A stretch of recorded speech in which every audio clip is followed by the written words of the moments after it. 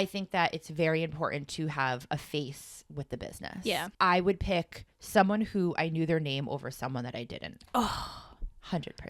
me too. You're listening to the Shoot Your Shot podcast. I'm Jen. And I'm Megan, and we're two boss babes sharing our businesses and inspiring you along the way. And we're in slow season. So today we are really going to dive into how to brand your business, how to remind people who you are, kind of tips and tricks on, how to stay busy during off season, because we all know I can't slow down, and just all the fun things to kind of, get you excited, why you started this business, and, kicking off an amazing season for 2026. Yeah, focusing on some things that you may have been putting off, forgetting about with your website, stuff like that. That now is the perfect time to capitalize on this opportunity of free time, if you have any. And like you said, remind people who you are and make sure that the experience as a client looking at your business is as seamless and perfect as it can possibly be. Yeah. And one thing since I'm still excited from it, I went to a networking event last night. It was a free event that I did. I brought my white portable indoor bar. So for me, one of the reasons I wanted to do this was to get photos and videos of the bar, because I am selling that a lot in addition to the horse trailer. Nice. So I wanted to get content of that so I can put it on my website, put it on my social media. And really the only way to get good content is to be at an event. Yeah. I could set it up at my house, but realistically that's not going to be the vibe and the vision. So I was excited for that. It ended up being at this gorgeous house in Greenwich, and the backdrop was perfect for what I needed. Nice. But in addition to that, it reminded me how important networking is. So yes, it's off season. Yes, you probably don't want to leave your house, especially if you're in New England and it's absolutely freezing right now. Yep. But it's so important to continue to get out there. Even after 5 years, every time I go to an event, I walk away and I'm like, okay, if I made one connection from this, it was all worth it. Yeah. And that was us too. yes, That's yeah. how we met. So, and all of this has come from it, and just all the help that we've been able to give each other along the way too. It's just like, you never know what's going to happen out of it. 100%. So just how to jump in there and be like, we're proof. 100% proof. And I met a caterer last night, and I've been really wanting to connect with more caterers this year. Ooh. And it was a great connection. So if that's all I get out of it, which I know it's not going to be, it was worth it. Cool. So get back out there, do all the things. And now I can use those pictures to, redo my website, up my photos on the website, social media, all the things. Yes. All the things. But we have kind of some questions that we are kind of going to ask ourselves to dive into how we can help our listeners just kind of, not fully rebrand. I don't know that we're in a rebranding phase, but just spice it up and elevate it a little bit. Yeah. And make sure that it's where you want it to be, because sometimes it's hard to take yourself out of it, and being the one that's like writing your website or taking your own photos or writing your own Instagram captions, like you're so in it that you know what you're trying to say, but is it getting across? And is your client understanding what you're trying to say? And is it fully there? If that makes sense. 100%. So these are a couple questions that you can ask yourself. Just jotted some things down last night that I was like, ooh, you know what? I kind of need to do this or whatever. So, well, first of all, what is business branding? And I feel like business branding is your business personality and like the essence of your business, the why of your business, and how you let that shine and how you let yourself shine. So for me, like, I'm really excited to be moving to Alaska and to be getting more into like boots on the ground, like dirty hikes and those kind of elopements. So I'm trying to make my business branding a little bit more centered in that way rather than like luxury, elegance. Like those are two totally different things.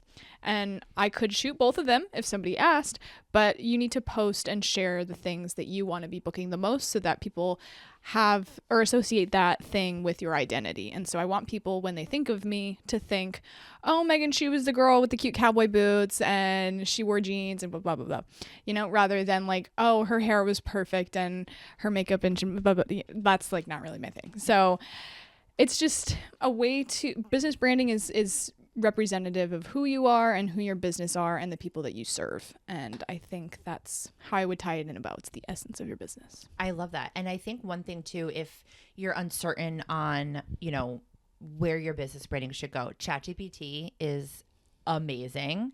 And do you use it? I don't. I'm against Stop it. AI.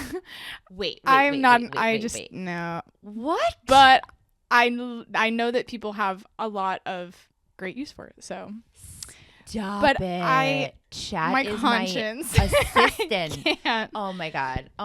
Well, I hate to break it to you, but it's not going anywhere, and it's I only know. going to evolve even know. more. And if you wait too long, you're going to be in the dust of AI. It's happening. It's here. I get it. I was not skeptical, but I just was like, I don't want to learn a new thing. But honestly, ChatGPT has literally made my life 10 times easier. Everybody says, yeah. It's insane. I remember one time for one episode, I was like, I'm just like, I can't think of a title. Like, I don't know what to do. And you were like, give me 2 seconds. And you gave me like a list of like 20 that were all perfect. And I was like, crap.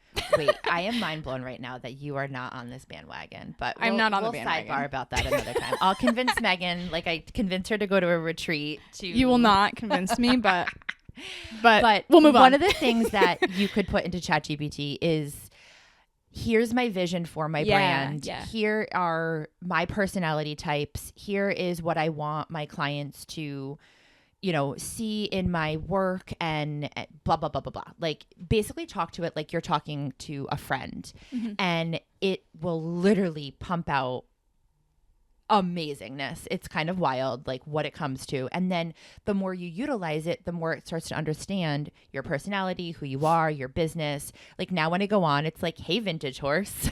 Like it literally just knows me. So ChatGPT, and that's the lowest level of AI right now. There are so many more ones you could pay for, ones that are so much more in depth of whatever, but I just use ChatGPT right now. I love it. It's literally, I'm on it every single day for so many reasons. We won't go into, that'll be a whole nother episode. I guess I'll be doing a solo episode on that. So. Yeah, I'm not condoning which is fine.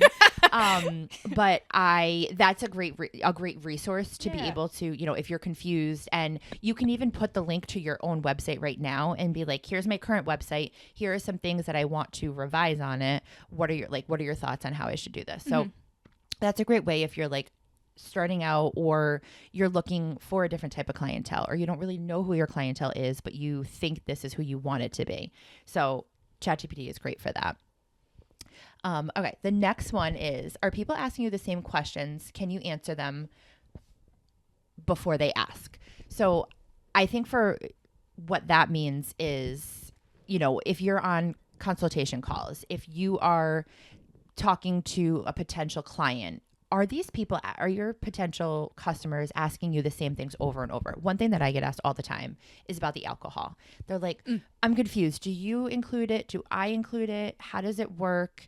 So that's something that I automatically have in my first intro email. When I send a proposal, it's like, here are all the ways that the alcohol is involved, kind of thing. Because over time I understood that was kind of something that people were really asking over and over again. Even though it's all on my website, even though it's everywhere, but so, and there's only so much you could do sometimes, because sometimes people are reaching out to tons of vendors and tons of people that are offering your same service, and sometimes it's hard to keep people straight, to be honest. So I understand getting an inquiry in and then having them ask all these questions, and I'm like, babe, it's on my website. But I do kind of get it, where they're probably busy, they're probably stressed, they're probably doing their best, and it's also good to verify with the people that you're reaching out with, I'm sure, too. It makes them feel better, I'm sure, that it's not just like listed on their website, but it's like confirmation written, like, dear you, yes, blah blah blah. So I get it, but it is nice to answer all the questions that you possibly can. Like, I get the same questions about like timeline and things like that, so I'm maybe like, I should offer a guide or like a little template. So I put a little estimated like 8-hour day, I think, like on my website, to show like, I offer timeline assistance, and this is what it would start with. So it kind of like gives a sample. So things like that. But I have like a little FAQ on my website that I think is helpful. And I've been thinking about putting that on just like the bottom of one of my pages or something like that. I feel like it reassures them if they have that question. I think so, yeah. It's kind of already there. Yeah. Another thing ChatGPT helped me with, because I remember I was starting to think to do that, and I put in what are questions that customers could have for a mobile beverage service. And it pumped out all the questions I do get asked, but also questions that I may not think that somebody would ask me. So it was very helpful for that. I think also, I think I might add that to mine now that I think about it. Yeah. It's a good idea. Yeah. It's on every other website that I go to, like established companies. Yeah. And I feel like maybe I should refresh mine a little bit.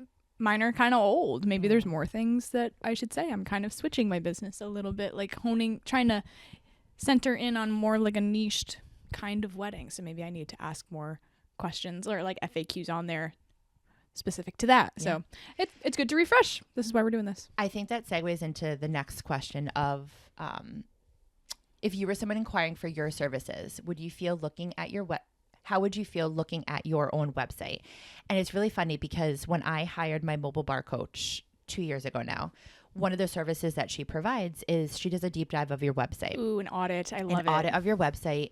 And that was so valuable to me because A, she's a different set of eyes. Mm-hmm. B, she deals with mobile bars across the country who are in all different, peaks and valleys of their business, but also who are asking her different questions and getting information from her. Mm-hmm. So it was really helpful because she's like, but she put herself as the customer. Yeah. And she's no longer a mobile bar owner. She is just a coach now. She sold her business. So she's kind of out of the scene too. So she technically is a customer looking at the website. Mm-hmm. So it was really valuable for her feedback to be like, okay, I know that you understand this, but someone coming into the industry, or someone hiring you as a bride would not know that this is what you mean. And I was like, oh, you mean they don't know everything about a mobile bar? Oh, but like we said earlier, like you're so in it that like it's hard to see any pitfalls or downsides or questions that people might have because you already know it. You're writing it like from your own perspective, and you already know the answers to all your questions, so you don't know what you need to ask or already answer for people. So it's crazy, but I think it's great to look at your website and pretend as if you were a client reaching out. Are you okay?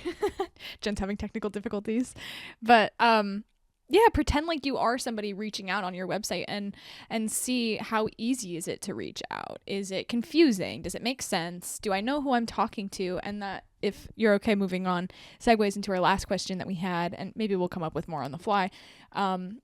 Is your personality and yourself, are you on your website? So picture of yourself, your name, are you on your social media? One of our pet peeves that we discussed just before signing on that we both agreed is when we're talking to other vendors on Instagram or wherever, and that person doesn't have their name or a photo of themselves on their Instagram or even on their website. Like sometimes I even try to go and dig for it and I can't even find it.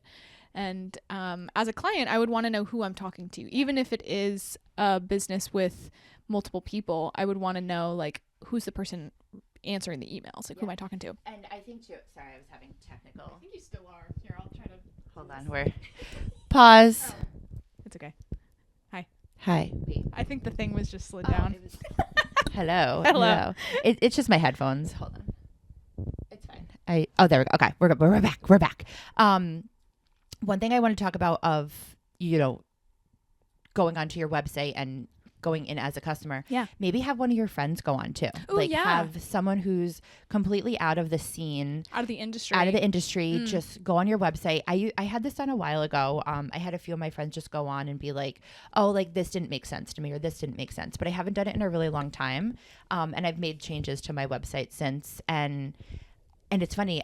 Off season is when I really do all this work because we just don't have time. Right. And I don't even have my white bars on my website. I still have the green bar that I had a while ago. And I got an inquiry recently and it said green bar. And I was like, what? That burnt in the fire. In the fire? What fire? We like chopped it up. And, okay. Yeah. We did not have a fire. But we have these like beautiful white bars that are not on my website. So I need to redo all that. So, which was good because I got pictures last night. Perfect. But I think having someone with a fresh set of eyes just go in, fill out the inquiry form, ask questions, go on your website and say like, okay, this makes sense. This doesn't make sense. And how they feel as the customer with a different set of eyes. Totally agree. And then the other one, going back to your social media, that is your brand. Like that is where people go first. And if you when I was sourcing for this mobile bar conference, I was sourcing vendors in LA, and I would go on trying to find, for example, we won an acai bowl company. Yum. And for one of our breakfast breaks. And I'm looking at all these companies, and a lot of them were storefronts. So okay, fine. Doesn't have to be, I guess, a person on that because it's an actual storefront. Right. But all these mobile ones, some didn't post for months, and I'm like, are you a company anymore? Right. Yeah. That's where your mind goes. It's if you haven't posted in 6 months, did you shut your business down? Are you still alive? Are you a human? Are you still utilizing your business? Yeah. So it's so important just to stay up to date. I'm not saying you have to post every single day. I'm not saying you have to be on social media 24/7, but you need to be active on enough. There. You need to be on there enough for someone to go to it and be like, okay, they're still in business. I feel comfortable contacting them, and here's their name. That was a big thing when I was reaching out to people. I wanted to address them when I emailed them, but there was no name anywhere on a lot of them. And it's you should have a pin post on one of your things that is about you. Yeah. Or have it be on your website at least. Yeah. There's even websites that did not have people's names. And I'm like, what? It's just a pet peeve of mine. And I do, I guess I get it. Like you said, if it's a storefront business, so if it's a restaurant or something, yeah, okay. But it would still be nice. The founder. Yeah, the owner or the head chef or something like that would be nice. Manager of the company. I feel like that's more of a personal vibe, especially in the wedding industry. And obviously these storefronts, it was a different conference, but you never know when someone's coming to your business. Yeah. You could be a solely wedding vendor, but someone wants to utilize you for a conference or for something else. So I think that it's very important to have a face with the business. Yeah. It's personable. I would pick someone who I knew their name over someone that I didn't. 100%. Me too. Yeah. Yeah, me too. It builds some kind of trust and a personal connection, which goes back to the very beginning question of, do people know who you are when they reach out to you? If you find that on your consultation calls, if you're a vendor that does those, do they ask a lot of personal questions? Some people I guess might not care, but for me, I feel like most of the time when I'm having consultations with people, I'm asking them questions about themselves, and they seem to already know about me, and they're like, oh, so you're moving? How long are you here for? They already know about my personal life a little bit, and it's just, I take the consultation as a way to verify that they're a real person, that they weren't a bot or spam or something. I'm putting a face to the name. I usually do virtual video chats with people, and to make sure that they understand what my business is all about, because some people will reach out without reading anything, like we said, but for the most part, people do read what you put out there. And if you're not educating them enough about who you are as a business, then you're doing them a little bit of a disservice, I think. Yeah. And they want to know who they're reaching out to and feel confident about it. And most of the time when I send out my proposals after the consultation, I just had a consultation with somebody yesterday at 11, and it was on her lunch break. She was a teacher, and by the end of the day, I think when she got off work, it was 3:00 or something, she paid her deposit. So most of the time, I mean, sometimes people do ghost you, and it's a price thing or something like that, but for the most part, after our consultations, people book right away, and they don't really need a lot of time to think about it. And I think that it's based on how you show up and if they feel comfortable already. So one thing I started doing this year, and I was kind of against it at first because I'm like, I don't want people having my personal number, because I haven't done the business cell phone versus me neither personal yet. Yeah. But I really want it just for the pictures too, to get the content off of my phone. Yeah, I've been liking it so far, and I'm going to add another line to it when we move, because then I can get a 203 number and then a 907 number, and I think it'll make sense. Yeah. But one of the things that I started doing is, because I don't know if you know this too, but HoneyBook goes into spam a lot the first time. Even the second time when you follow up, sometimes it goes into spam too. So what I've been doing is I've been texting, because on my form it says put your phone number. I've just been texting the client saying, hey, thank you for reaching out. Sometimes your inquiry will go to spam. I just wanted to resend it, and I'll send them the link right on their phone. Oh, that's such a good idea. And I can see them open it because HoneyBook, just sends you a notification that you opened it. By the way, grabbing we a pen. Can see you. But it's a great, it's a connection you instantly made because let's be real, people are texting over calling these days. B, it's one thing that I did above my competition versus just sending an email. I'm now building that relationship because you feel comfortable texting me back. Yeah. And I think it shows eagerness that you are excited that they reached out to you. You're excited that, you made the next step to them of filling out the form. And it's been very, very well received for me. Okay. So we're going to keep going. We're going to test it out. I do have to say I have been getting a lot more texts after that. Of course. Than emails, which I'm fine with because it's still the pre-planning process. So it's not stuff that I need to know for the actual event. There are some questions that they've been asking that I would have rather had an email, but I just go in and I put it into the notes on their HoneyBook, thing. That is so it's a little bit more work, interesting. but I think it's building a different relationship with them. Like one of my couples just signed and they were like, you have been so responsive. You've been so amazing to work with so far. Aww. Like we cannot wait to work with you on our wedding. So I think it's just building that deeper relationship with someone. Yeah. Oh, I'm going to start doing that because I just respond via my HoneyBook email and sometimes people don't get back to me. And I kind of just figured the price or whatever. They just didn't want to get back to me. But now, you're making me think and what it's if they didn't even get it? To just send the link to them. Right. So yeah. once you send the proposal, you copy the link and just send it right in a text message. Yeah, it's great. And it's just I feel like it's just that one extra level of service that you're providing to making someone. sure that they got it. Yeah. Yes. Without spamming them on email. Right. Exactly. Because maybe they did get it. Maybe they didn't. Yeah. Yeah. Interesting. And not everyone's on email like we are all the time. True. They're probably on, if they have a full-time job, they're probably on their work email, not their personal as much. Yep. So I think the text is just one extra little level of service. Yeah. Because that's where the world is right now. We're on. Yeah. Nobody's sending each other emails for fun. No, we're not. Although I got to get my newsletter out. That's another thing. If you don't have a newsletter, highly, highly recommend. I've been doing a lot more cocktail classes and workshops. Yeah. So I'm sending that through there. I do have the Mompreneur event coming up. Yay! So the next date is March 3rd. I'm super excited. We are hosting it in Darien, Connecticut at Haven, which is a co-working space. And I'm super excited because I canceled my last one because I just couldn't get together. It wasn't going to be the experience I wanted to give my potential attendees. And I'm actually really excited for this one. Aww. So yay, we're back. That's cool. But that's another way that I can utilize my audience outside of social media to, promote this on my newsletter. Right. Yeah. But newsletters are really important. And I think it's also that reminder of hey, I'm here.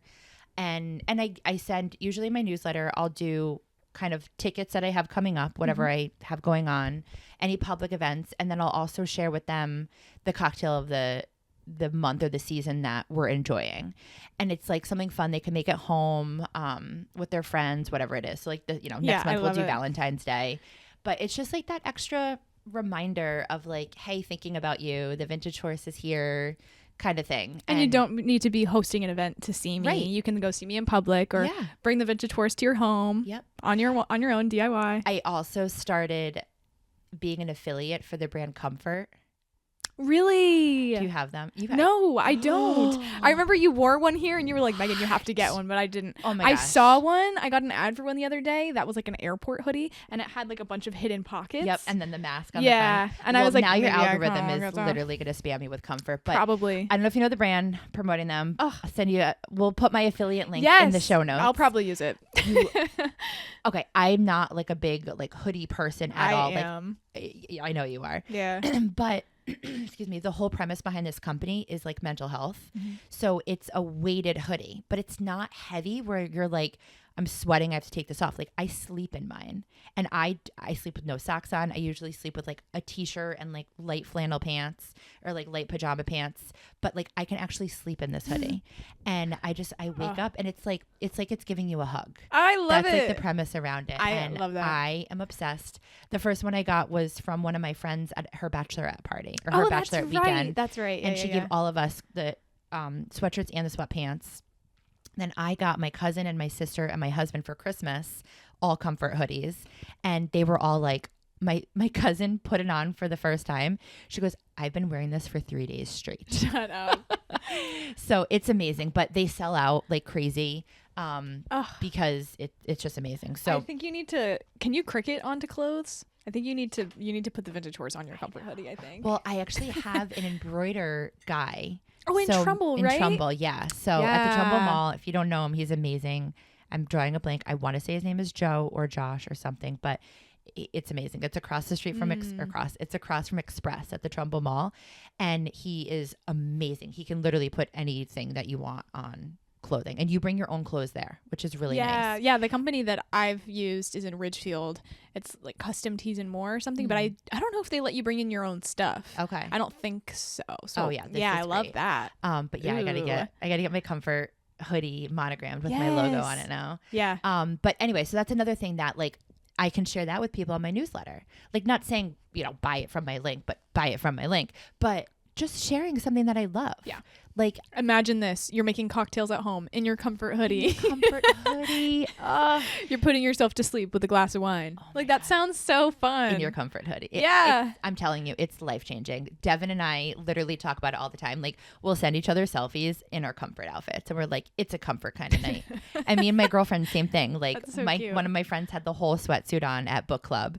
She's like, she walked in, she's like, it's a comfort night. But like literally, it's amazing. So anyhow, I could go on for days about that. But again, just the newsletter is something that is really important. And I've said this before, like you own, can you hear me? Mm-hmm. Okay. You own the rights, to your email. You don't own the rights to social media. Yeah. Right. So it's just important that, social media could go away at any time. Yeah. And you want to still have those relationships with people. Yeah. And putting all your eggs into one basket. I think we've talked about this on different episodes too, that like if you're only on Instagram, what if something happens to Instagram and then you lose your entire following? And for us, like most of my inquiries come from social media. Actually, I could look it up right here because Honeybook did a Wrapped. I don't know if you saw your Honeybook Wrapped, but it did like all the stats from the year. No. You didn't see that? Well, I probably did. I didn't open it. Probably didn't open it. Well, there was one interesting one that I took a screenshot of. 29% of my leads came from Instagram. 24 came from TikTok, which is good because TikTok is not Meta. So if something happened to Instagram and Facebook, I'm pretty equal Instagram and TikTok. 8% were vendor referrals and 39% of people didn't say anything. They said other. so that could be Google or it could be they just didn't want to fill it out. So how do you get this? It's a question. Let me show you. Come on, guys. Let's go. Let's go. So we go over here to Honeybook. I was like, we'll read it for the listeners. It's still up, I think. Yeah, right here at the top. It says 2025. Meghan, let's celebrate last year's success. And you click on it. And it went through all my stats with me. And it was like in a vertical format so that you could put it on your Instagram. I think that's what they wanted you to do. Honeybook is up with the... I got mine. So it says my business grew 16%.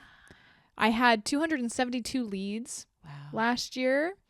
And then this was the percentages of where they came from. I booked 62 last year.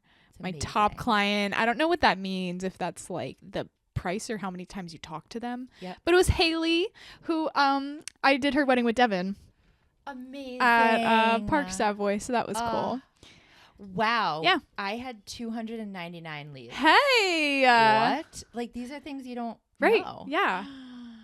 That's amazing. Yeah. And then at the end, it's the referral. So if you guys want a Honeybook referral, we will have our links down in the description.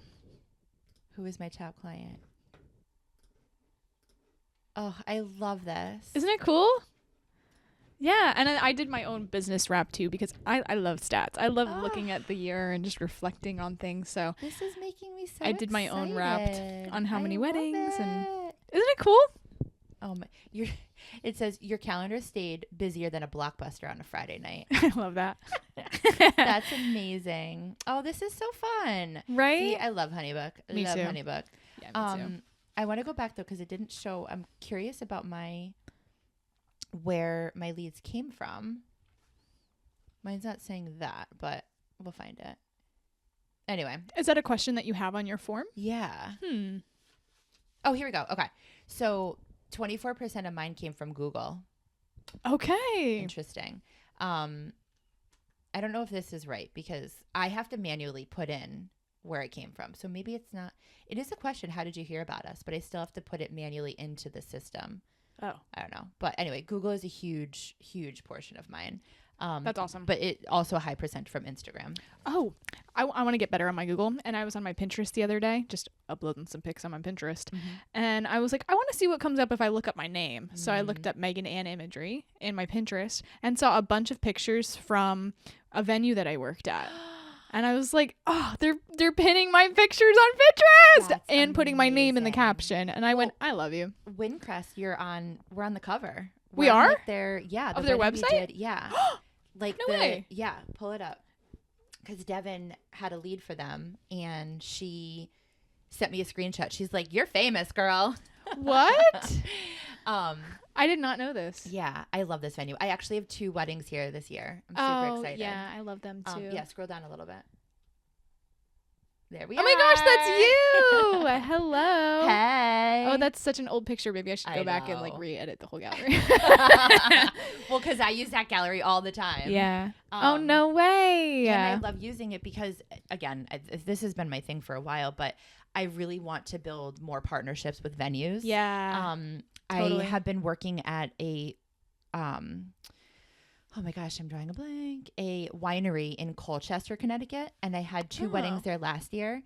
And I booked another one this year because I built a relationship with the venue planner there. Nice. And they're just great. And Oh, and they put everybody's logos yeah, on they put top. all the logos. Yeah. Wow. Yeah. Oh, There's another one. Oh, yeah. I love it. Here's another one. And Love another it. one. That was a That fun gallery wedding. is so old. See, look at your progress. I know. It is cool to see. Yeah, It is cool to see. Oh, that's so exciting. But yeah, that's just something that I've been wanting to do. Is my goal this year is networking more with caterers and networking more with venues, because that's a huge lead traction for me, which is great. But to kind of wrap up today, one last thing I wanted to bring up was, this is the first year. So this is going into season 5 for us, right? Yeah.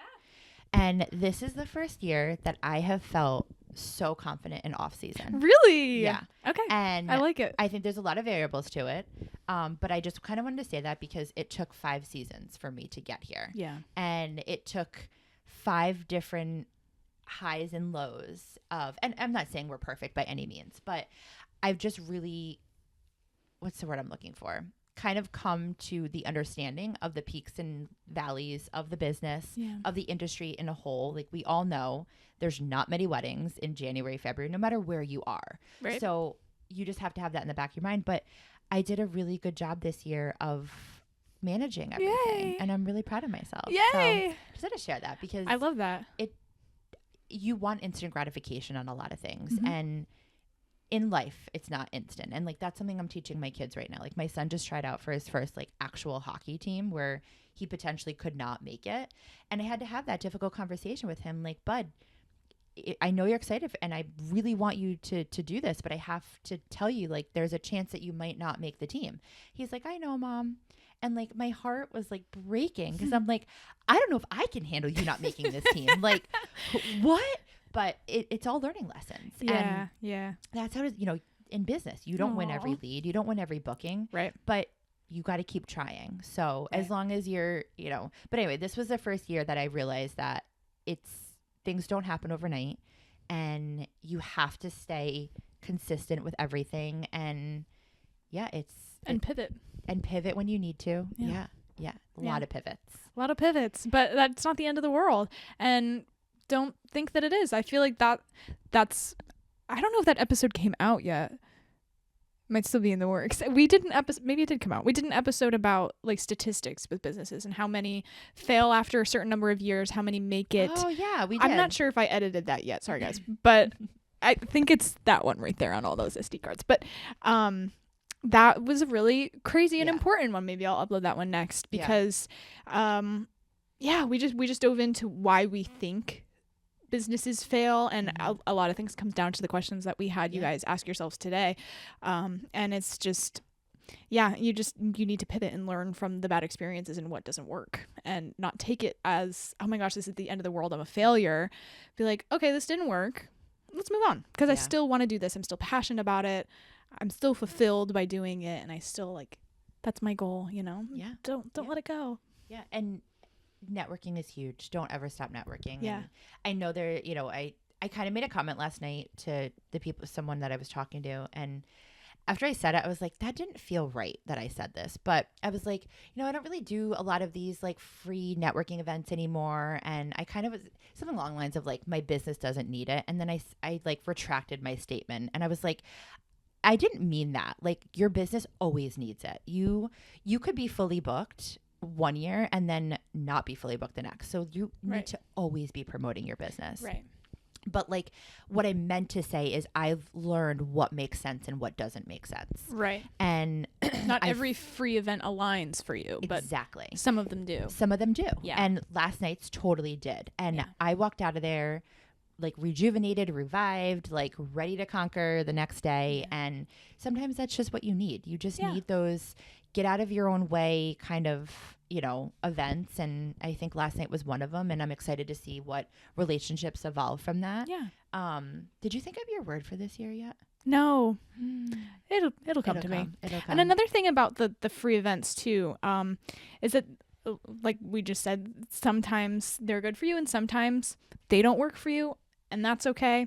And I forgot what I was going to say. Because I had an important thought. Brained and was like, did you think of your word? The reason because I said evolve, and I thought of my word from last year. Oh, I was going to say that it's a good opportunity to try new things too with your business. Try things out on real people, and like you said, not just at your home, because it's a different kind of energy. And so doing free events or a free photo shoot or like whatever it is good for you. And that's why a lot of times you see, like, even sometimes big photographers doing like, oh, I'm doing a model call, because they want to try something new and test something out before you do it to a paying client or provide whatever you're doing to a paying client, because you want to be able to actually provide what you're able to promise. And see if it works or it doesn't work, and you need to test that out before you accept money and doing that. It's so funny you say this. So my husband and I and my brother-in-law and his wife had a date night. We went to a comedy show on Friday in Stamford, and we went to dinner after, and we went to this Mexican restaurant. I don't know, the Puerto something. Oh, Puerto Vallarta? Yes. Puerto Vallarta? Yes. Vallarta? That. I think I've been there. Is that a chain? I think I've been there. I think they have one in Orange too. Yeah, I think I've been there.